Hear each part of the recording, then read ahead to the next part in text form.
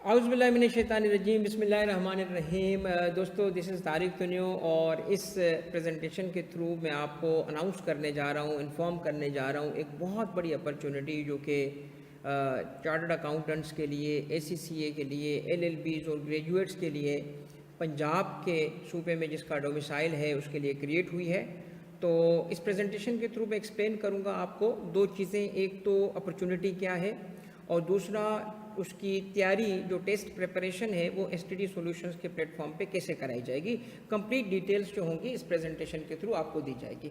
सबसे पहले तो PRA के बारे में ज़रा इन्फॉर्म करता हूँ आपको कि PRA है क्या। पंजाब रेवेन्यू अथॉरिटी 2012 में बनाया गया और ये कहानी शुरू होती है 2010 से। 2010 में एक डिसीजन होता है कि जो सेल्स टैक्स ऑन सर्विसेज है जो उससे पहले FBR कलेक्ट करता था ऑन बिहाफ ऑफ प्रोविंसेस, उससे सूबे खुद कलेक्ट करेंगे। तो 2011 में सिंध, 2012 में पंजाब और 2013 में KP और 2015 में फिर बलूचिस्तान ने इसको खुद कलेक्ट करना शुरू कर दिया। और फिर थोड़े से वक्त के अंदर ही huge amounts of revenue collect होने की वजह से इन अथॉरिटीज़ की वैल्यू बढ़ गई। अब हर सूबे के अंदर ये जो PRAs हैं, प्रोविंशियल रेवेन्यू अथॉरिटीज़ हैं, जो सेल्स टैक्स ऑन सर्विसेज को कलेक्ट करती हैं, एक बड़ा इंपॉर्टेंट रोल प्ले कर रही हैं क्योंकि ये बिलियंस ऑफ रुपीज़ को कलेक्ट कर रही हैं एवरी ईयर और ये बढ़ेगा वक्त के साथ। और ये जॉब्स जो हैं ये आगे चल के बड़ी वैल्यूएबल होंगी। क्यों? क्योंकि सर्विस इंडस्ट्री आपके मुल्क में ऑब्वियसली एक बहुत बड़ा किरदार अदा कर रही है और ये बढ़ेगा वक्त के साथ। तो ये टैक्स है भी सर्विस पे, और डिजिटल सर्विसेज तो आप देखें कि वक्त के साथ ग्रो कर रही हैं, तो वो टैक्स भी एप्लीकेबल होते जाएंगे। टैक्स के लिए भी फ्यूचर बहुत अच्छा है। तो इस वजह से जो इसमें इंटरेस्टेड हैं उनके लिए ये एक छोटा सा जो है वो सेशन है। इसमें सबसे पहले तो जो जॉब्स आई हैं जिसका हम प्रिपरेशन करवाएंगे वो दो हैं। वैसे तो आपके साथ जो एडवर्टीज़मेंट है वो ग्रुप के अंदर जो व्हाट्सएप ग्रुप है STD सॉल्यूशन का, उसमें मैंने शेयर कर दिया है और आगे भी करूँगा जब भी ज़रूरत होगी या किसी को भी, तो मेरे नंबर पे आप ऐड जो है वो मंगा के देख सकते हैं। अपॉर्चुनिटी सिर्फ इसमें सिर्फ दो नहीं है, इवन इसमें एडमिन ऑफिसर की 4 जॉब्स भी हैं PRA में, पंजाब रेवेन्यू अथॉरिटी में। मगर हम चूँकि जो तैयारी करवा रहे हैं वो ऑडिट ऑफिसर के लिए और इन्फोर्समेंट ऑफिसर के लिए करवा रहे हैं। ऑडिट ऑफिसर जो है ये ऑब्वियसली हमारे CA के प्रोफेशन के लिए बहुत रेलिवेंट है। हर वो बंदा जो कि गवर्नमेंट जॉब करना चाहता है ऑफिसर ग्रेड की और वो क्वालिफाइड चार्ट अकाउंटेंट है, चार्ट या ACCA है, तो उसके लिए बहुत अच्छी अपॉर्चुनिटी है। ये दोनों किस्म की, एक में 56 और एक में 199, टोटल 255 वैकेंसीज़ हैं जिसके लिए ये test Punjab public service commission लेने जा रहे हैं। सबसे पहले मैं आपको थोड़ी सी तफसील बताता हूँ ऑडिट ऑफिसर के लिए। और जैसे कि आपको पता है ऑडिट ऑफिसर के लिए 56 वैकेंसीज़ हैं और इन्फोर्समेंट के लिए 199। आप दोनों पे अप्लाई कर सकते हैं, दोनों के लिए आप एक ही वक्त में अप्लाई करेंगे, टेस्ट दोनों का दे सकते हैं, जिसमें फिर आपका जो है सिलेक्शन हो गई। तो इसीलिए पंजाब रेवेन्यू अथॉरिटी की जो पहली जॉब है वो हम ऑडिट ऑफिसर को मैं एक्सप्लेन करूंगा। सबसे पहले 56 का ब्रेकअप कैसे है। ब्रेकअप ऐसे है कि एक ओपन मेरिट होता है। ओपन मेरिट का मतलब क्या है कि जब फाइनल रिजल्ट बनेगा आपका तो उसमें आप जो टॉप पे जो लोग होंगे, जो 45 होगा ऊपर टॉप वाले, वो ओपन मेरिट में आएंगे, उसमें कोई भी आ सकता है। मगर फिर कुछ कोटा भी है, जैसे माइनॉरिटी कोटा है, 3 सीट्स हैं, स्पेशल पर्सनस के लिए 2 है और विमेन कोटा होता है। तो जो ख़ास तौर पे वो फीमेल चार्टर्ड अकाउंटेंट्स हैं या ACCA हैं जो उसमें घरों में बैठी हुई हैं, अगर वो चाहें तो फिर अब ये गवर्नमेंट जॉब भी उनके लिए अवेलेबल है। तो 6 का कोटा विमेन के लिए भी है। अब इसका मतलब ये नहीं है कि स्पेशल पर्सनस जो हैं या माइनॉरिटी जो है या विमेन है वो ऊपर की जो 45 है उसमें नहीं आ सकती, उसमें भी आ सकती हैं, मगर उसके अलावा जो बाकी होगा वो कोटा के ज़रिए आपको मिल सकता है। तो फिर इसका मतलब 45 से नीचे होने के बावजूद भी बंदा जो है वो सिलेक्ट हो सकता है अगर उसको कोटा की रिक्वायरमेंट मीट हो रही है। तो अब इसमें कौन अप्लाई कर सकता है? जिसमें चार्टर्ड अकाउंटेंट तो मेंबर होना चाहिए ACA। इसी तरीके से फाइनलिस्ट की यहाँ पे ऑब्वियसली नहीं होगी। ACCA है, MPA पब्लिक एडमिनिस्ट्रेशन में मास्टर्स किया हो, BBA है, BCom है। मगर इसमें याद रखिएगा कि इसमें जो 16 ईयर एजुकेशन है वो रिक्वायरमेंट है। LLB अगर आपने किया है या आपका पब्लिक एडमिनिस्ट्रेशन, अकाउंटिंग, फाइनेंस या मैनेजमेंट में BS आपकी क्वालिफिकेशन डिग्री है 2nd ग्रेड की, और फिर इसी तरीके की कोई और भी अगर होगी तो इक्विवेलेंट क्वालिफिकेशन। इसका मतलब क्या है कि जो इन्हीं के किस्म की है, जैसे BS है कहीं से जिसको रिकॉग्नाइज्ड यूनिवर्सिटी है इन अदर वर्ड्स आपकी जो है 16 ईयर की एजुकेशन मुकम्मल होनी चाहिए और जो क्वालिफिकेशंस हैं वो आपके सामने हैं जो कि एलिजिबिलिटी के लिए रखी गई हैं। पेपर पैटर्न क्या होगा, इसमें एक वन पेपर सिंगल पेपर है जिसके अंदर आपके MCQ बेस्ड सवाल होंगे 100 मार्क्स के और 90 मिनट्स का आपके पास टाइम होगा। तो इसका मतलब ये है कि पेपर कोई लेंदी CSS PCS या PMS इस किस्म के नहीं हैं। 8-8 10-10 पेपर नहीं देने, बस एक सिंपल सा पेपर देना है और उसके बाद आपका इंटरव्यू होगा दोनों के मार्क्स को मिला के। अब कभी कभी क्या होता है कि बड़ी नंबर, जैसे कि मैं आपको आगे चल के बताने वाला भी हूँ कि FBR की जैसे इंस्पेक्टर इनलैंड रेवेन्यू की जॉब्स आई, बड़ी नंबर पास हो गई तो फिर उन्होंने फर्स्ट MCQ टेस्ट के बाद रिटन टेस्ट भी लिया, तो पॉसिबिलिटी इसकी होती है। बट नॉर्मली पैटर्न क्या होता है कि ये MCQ के बाद वो फौरी से इंटरव्यू के लिए कॉल कर लेते हैं और फिर सिलेक्शन हो जाती है। तो इसमें कोई लंबा चौड़ा काम भी नहीं है, एक MCQ पेपर है।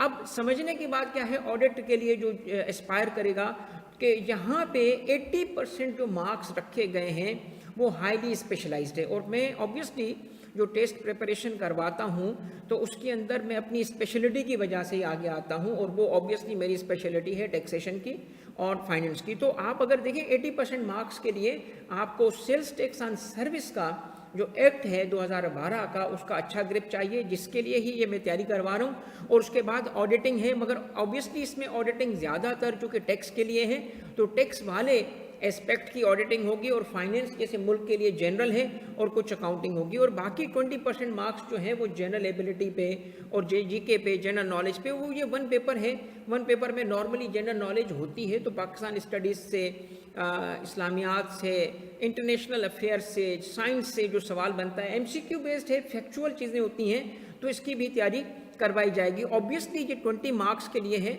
तो आपको इसके लिए भी तवज्जो करनी पड़ेगी। 100 मार्क्स का ये टोटल पेपर है और 90 मिनट का टाइम है, मगर एरिया आपने देख लिया कि ये ख़ास तौर पे जो ऑडिट वाला है वो फिर इसमें हैवीली टैक्स की तरफ मेहनत करनी पड़ेगी आपको। अलबत्ता इन्फोर्समेंट वाला आएगा तो उसमें मैं एक्सप्लेन करूँगा कि वेटेज इवनली डिवाइडेड है, उसमें ये 80-20 नहीं है, उसमें 50-50 है, उसमें 50। और यहाँ पे जो सिलेबस है उस सिलेबस को भी हम उस वक्त डिस्कस करेंगे। एज लिमिटेशंस क्या होनी चाहिए, एज लिमिटेशन 25 से 35 की एज है और 5 साल की जनरल रिलैक्सेशन होने की वजह से मेल के लिए मैक्सिमम एज बनती है 40 की और फीमेल के लिए जो है 8 साल की रिलैक्सेशन की वजह से एज बनती है 43 की। अच्छा, इसके अंदर जो कि पंजाब पब्लिक सर्विस कमीशन का जो जनरल तरीक़ेकार है वो ये है कि मेल फीमेल और इवन ट्रांसजेंडर को भी अलाउ किया है।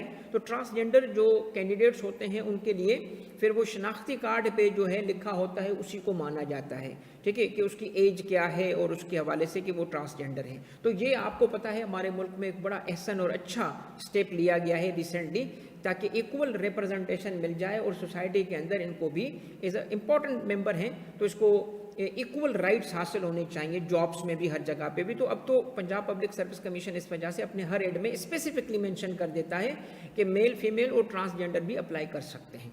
उसके बाद क्या है, डोमिसाइल, तो चूँकि ये पब्लिक सर्विस कमीशन है, पंजाब पब्लिक सर्विस कमीशन है और एक पंजाब गवर्नमेंट का एक बड़ा इंपॉर्टेंट इदारा है, तो इस वजह से इसमें सिर्फ वो कैंडिडेट्स अप्लाई कर सकते हैं जिनके पास पंजाब का डोमिसाइल होगा। और जॉब जो है अलबत्ता जिसकी लोकेशन पंजाब के ही किसी न किसी सिटी में हो सकती है, क्योंकि पब्लिक सर्विस है उसकी जॉब्स हैं और प्लस PRA जो पंजाब रेवेन्यू अथॉरिटी है उसके ऑफिसेज अब तकरीबन हर बड़े सिटी के अंदर हैं और ये ग्रेड 17 की पोजीशन है ऑब्वियसली, तो इसका काम, मगर मैं एक्सपेक्ट यही कर रहा हूँ कि अच्छा खासा नंबर जो होगा वो मेजर सिटीज़ में ही रहेगा, लाहौर वगैरह के अंदर, क्योंकि वहाँ पे ऑब्वियसली लोग ज़्यादा चाहिए होते हैं काम के लिए, क्योंकि कॉरपोरेट एंटिटीज़ जहाँ पे होंगी और जहाँ पे काम ज़्यादा होगा वहाँ पे ये ऑडिटर्स को लगाया जाएगा। अब हम आते हैं इन्फोर्समेंट ऑफिसर की तरफ, जिसकी जो सीट्स की नंबर 199 है और इसके लिए भी सारी तकरीबन सेम डिटेल्स ही हैं, मगर थोड़ी सी चेंजेस क्या हैं कि इसके ओपन मेरिट में 139 सीट्स हैं, माइनॉरिटी का कोटा 10 है और स्पेशल पर्सनस के लिए 9 है और यहाँ जो विमेन कोटा है ना वो बहुत एक अच्छी नंबर है 41 की, तो इसके लिए भी क्वालिफाइड चार्ट अकाउंटेंट्स हैं, ACCA ख़वातीन जो घर पे बैठ गई हैं वो अप्लाई कर सकती हैं, उनके लिए बड़ा अच्छा चांस है। आप दोनों पोजीशंस के लिए अप्लाई कर सकते हैं एक ही वक्त में। और अप्लाई करने की क्राइटेरिया सेम है जो ऑडिट ऑफिसर का था, इसमें कोई फ़र्क नहीं है। पेपर पैटर्न भी बिल्कुल सेम है। अलबत्ता सिलेबस के अंदर अगर हम आएंगे तो दो चेंजेस हैं। एक तो यहाँ पे ऑडिटिंग वाला एस्पेक्ट कवर नहीं होगा, और सेकंड यहाँ पे ये है कि जो वेटेज है वो 50% टेक्निकल का है और 50% जनरल नॉलेज का है।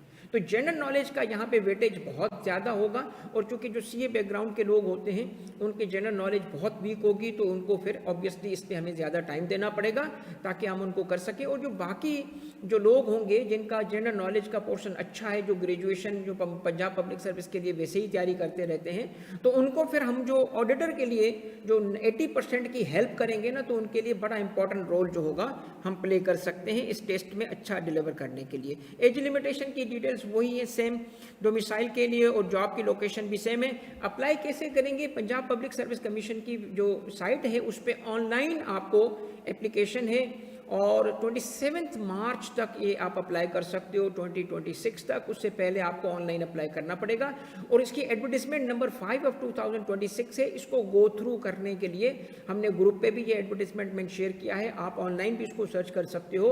और ऑनलाइन जब आप एप्लीकेशन देंगे तो इसका रेफरेंस देना पड़ेगा। तो इसकी थोड़ी सी डिटेल्स हैं प्रोसीजरल, उसको आपको फॉलो करेंगे। ऑब्वियसली जो पहले से जानते हैं उनके लिए मसला नहीं है, और जो सीए बैकग्राउंड के लोग होंगे जिनको नहीं पता, तो हम इंशाल्लाह जब आप जो सेशन स्टार्ट करेंगे तो आपको इसके लिए भी गाइडेंस चाहिए तो हम दे देंगे। और अगर आप वक्त से पहले यानी 27 ऑब्वियसली से पहले सेशन स्टार्ट होगा तो हम इसके लिए गाइडेंस दे देंगे। अदरवाइज आप डायरेक्ट कॉल पे भी एसटीडी सॉल्यूशन से रब्ता कर सकते हैं ताकि आपको मुकम्मल इसकी गाइडेंस प्रोवाइड की जा सके। पर्सनली मैं भी अवेलेबल रहूँगा।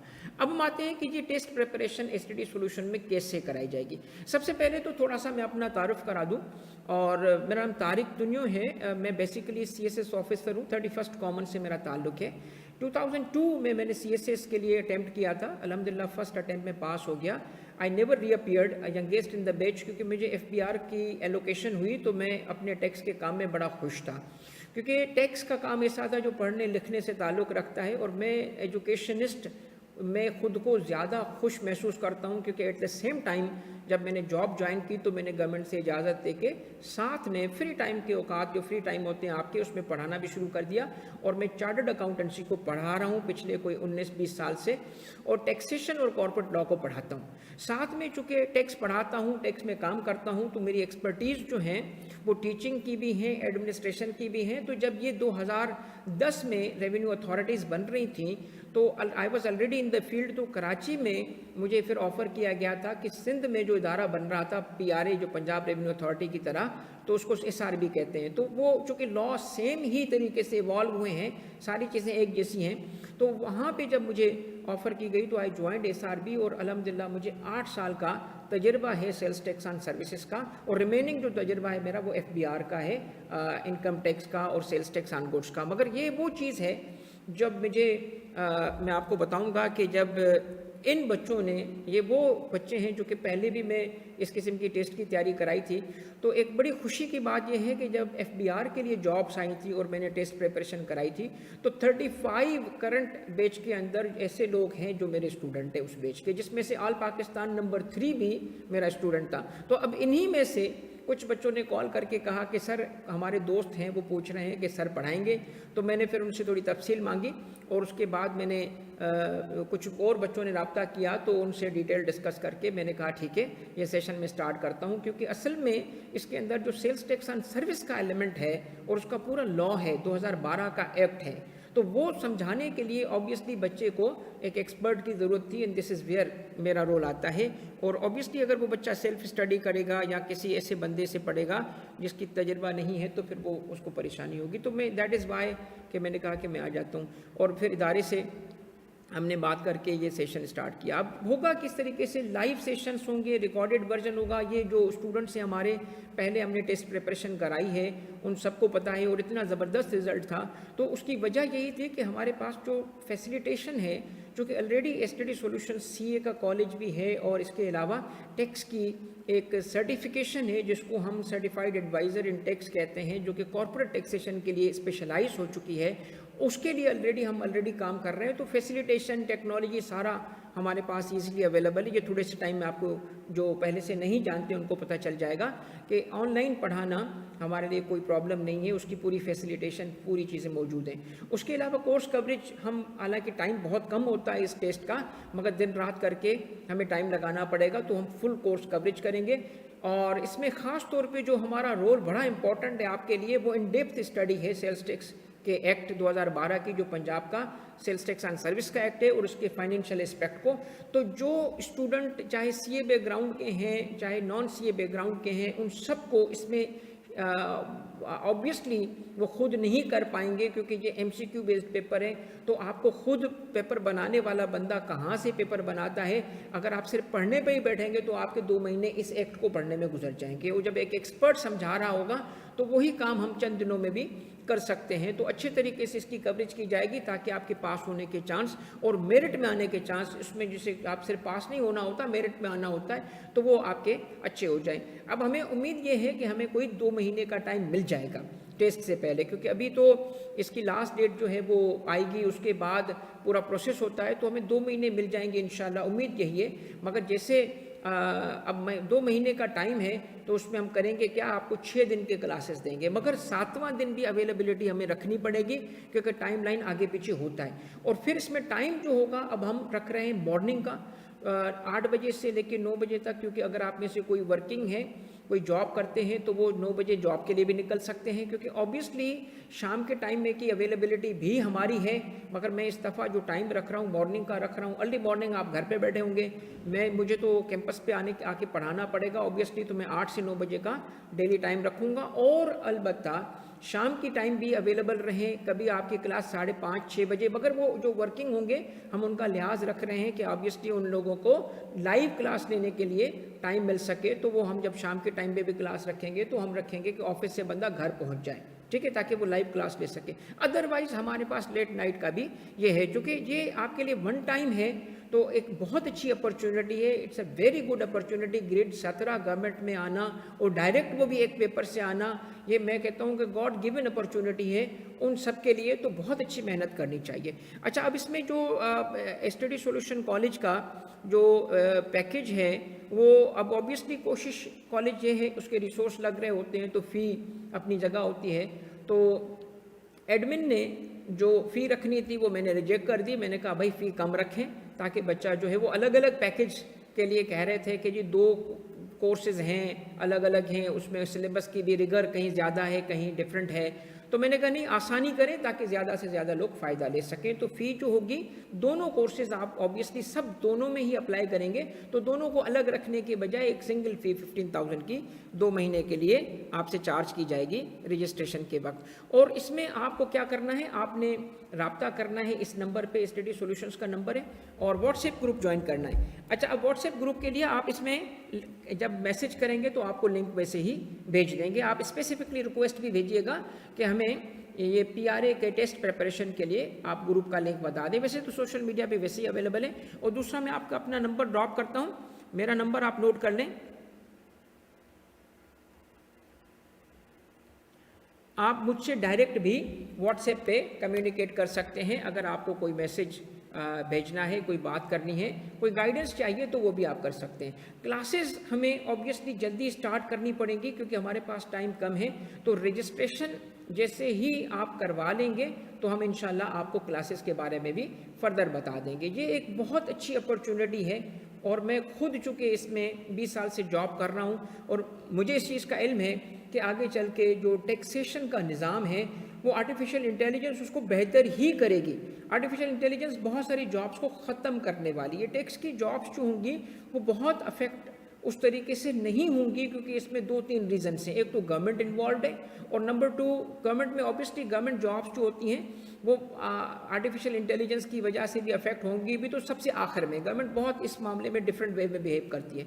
सेकेंडली ये है कि इसके अंदर चूँकि लॉ चेंजिंग लॉ होता है, हर दफ़ा चेंजेस होती हैं, इकोनॉमी चेंज हो रही है, तो अकॉर्डिंगली लॉ को भी चेंज करना पड़ता है। तो आपको ये अगर फोर्सिएबल फ्यूचर में एक ज़बरदस्त लेवल की जॉब अगर चाहिए, तो आपको ये जॉब अवेलेबल है। इसी वजह से इस पर दिन रात करके मेहनत करें, हम भी दिन रात करके आपकी सपोर्ट करेंगे, आपको गाइड करेंगे, पढ़ाएंगे, ताकि आप अच्छे तरीके से इस अपॉर्चुनिटी को, कम से कम किसी को हसरत ना रहे कि ये मुझे अटेम्प्ट करना चाहिए था, ये ना रहे। वी विल गिव 1000% ताकि अच्छे तरीके से, और इंशाल्लाह इसमें चूँकि नंबर ऑफ़ सीट्स भी बहुत अच्छी हैं, तो सारे जो आप दोस्त हैं या आपके कोई और दोस्त होंगे जिन्होंने क्वालिफिकेशंस जो आपके सामने मैंने रखी थी उसमें मीट कर रहा था, तो इसको इन्फॉर्म कर दें। और याद रखिएगा एक बहुत इंपॉर्टेंट चीज़ है, ये बहुत इंपॉर्टेंट चीज़ है, इसको आप मिस नहीं कर सकते, और वो क्या है कि रजिस्ट्रेशन की जो रिक्वायरमेंट होगी ना, आपको सबसे पहले कहाँ पे करनी पड़ेगी, ये वाली 27 से पहले आपको ऑनलाइन फॉर्म जमा करना पड़ेगा, वरना फिर आपके पास ये ओपनिंग मिस हो जाएगी। तो बाकी इंशाल्लाह राब्ते में रहते हैं। ये सिर्फ बेसिक इन्फॉर्मेशन आप तक मैंने शेयर की है। इंशाल्लाह नेक्स्ट सेशन जो होगा हमारा डिटेल्ड होगा, जिसमें सिलेबस के अंदर हम आएंगे और आपको एक एक चीज़ पढ़ा के MCQ के आपके साथ कोई वीकली टेस्ट भी लिए जाएंगे, ताकि आपको एक प्रैक्टिस भी मिल जाए कि किस किस्म के सवाल आते हैं। Thank you very much. इंशाल्लाह पहली क्लास में जल्द मिलते हैं। अल्लाह हाफ़िज़।